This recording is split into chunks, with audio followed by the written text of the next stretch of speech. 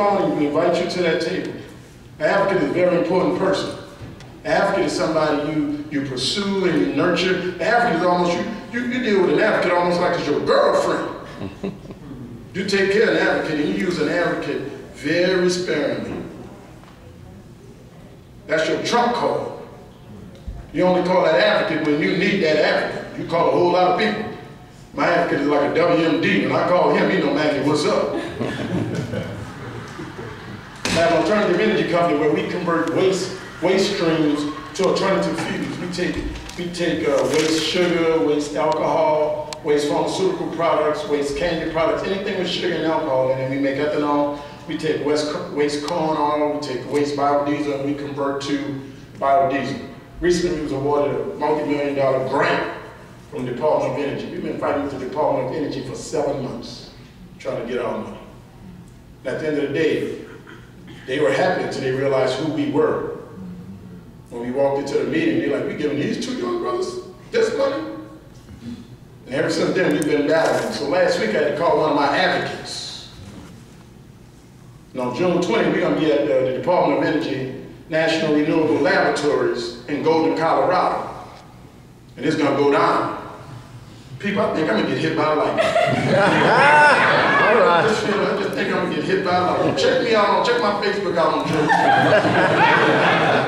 Tony, I think I'm going to get hit. I'm definitely going to be in the rain. Right. You need allies, you need advocates, and you need advisors. You need people that will advise you. And I pride myself on a collector of people. I collect people.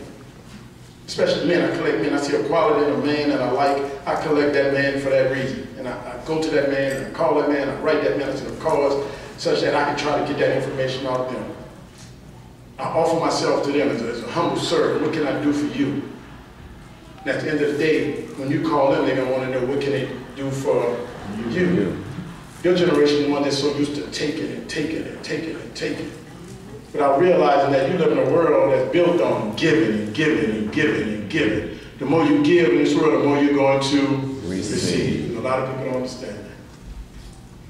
I promise you, the more you give. And you may give over here, you might get your hand slapped, bam, and you receive on this side. And now we realize that receiving over here was from the giving over there.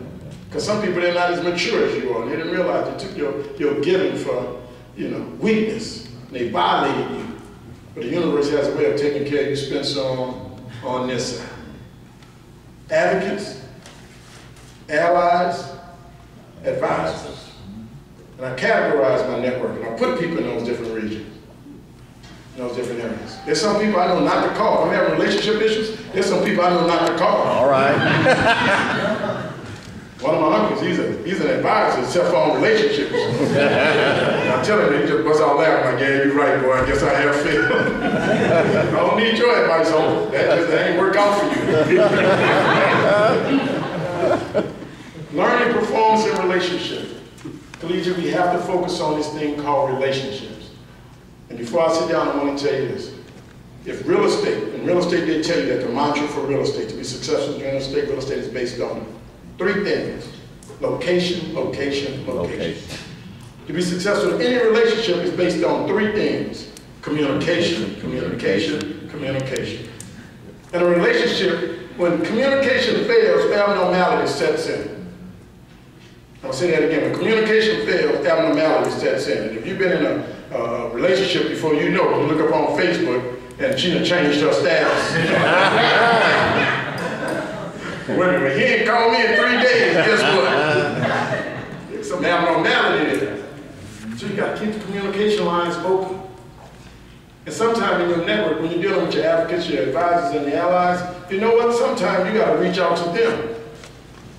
And at this age of communication now, there's nothing to send an email saying, I hope all is well, I just want you to know, I've achieved this. I just want you to know that I've been promoted here, and I've noticed you in Black Enterprise, keep doing what you're doing. So you keep that soft contact available. It's almost like with Jesus. You don't want to get in trouble, that's the first time you call on Jesus. You want to have a relationship. Yes. Know